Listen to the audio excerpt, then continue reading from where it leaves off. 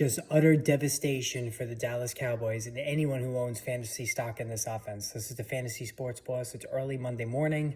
Wanted to do the fantasy football fallout on the broken thumb suffered by Prescott last night in an ugly 19-3 loss to the Tampa Bay Buccaneers Sunday night.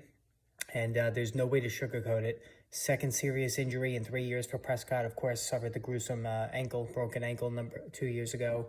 And then last night, on a follow-through, cracks his thumb on a helmet. And that's, the surgery is imminent Monday.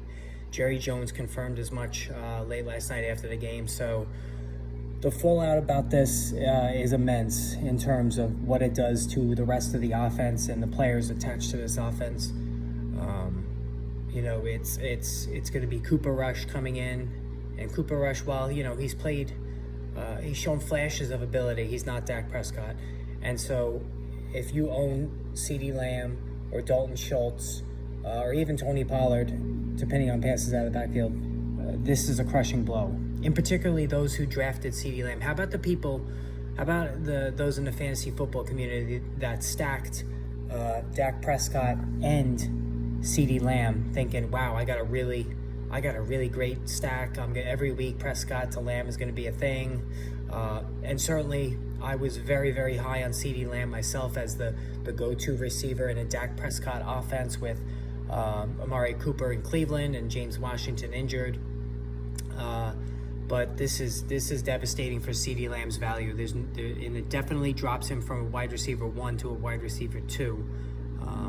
And we just got to see if Rush can consistently deliver him the football. As far as Dalton Schultz, same thing. Drops him down the tight end rankings just because of Prescott. Part of the allure with Schultz is the fact that Prescott likes to target him around the red zone. And A, I don't think Dallas is going to be near the red zone much with Cooper Rush. And B, there's just going to be a raw drop in receptions as well, for Schultz. And that also dulls the enthusiasm if you're holding Michael Gallup on your bench. If you don't have a lot of injury spots on your roster, I would even think about cutting him loose and putting somebody else in there because, you figure a broken thumb surgery, it's probably going to be a month at least, maybe 6 weeks for Prescott. Maybe even longer. I mean, I'm not a doctor, but you figure that obviously a thumb, if you're a quarterback, is the most important finger because of the grip and the torque and the power it generates to get the ball down the field. So, a broken thumb, you're looking probably sometime in October, best case scenario. So again, no way to sugarcoat this. It was just an ugly loss last night, and it's devastating for CeeDeeLamb as well. Now, the other side of the coin in this game was Chris Godwin. I mean, I put a video out there last night. I'm very upset that he got hurt again. This time it's a hamstring. At least it's not the knee. At least it's no ill effect from the torn ACL of last year. I didn't think there was any way that Godwin should have been out there. It was a risk that didn't need to be taken, especially with Julio Jones and Russell Gage and Mike Evans all being there. And now it looks like Godwin's probably going to miss next week, and then we'll have to reevaluate him from there. But, he caught 3 passes. He showed good speed, especially on the first catch. But there was no need for him to be out there. Coming back so soon from such a devastating injury, I thought week 3 they should have held him out until then.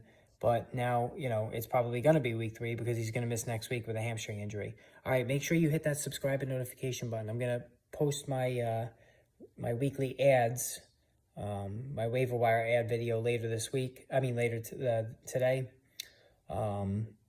And any other injury update videos, I'm going to post those as well. So hit that subscribe, hit that notification button. All right, so look for those videos soon, guys.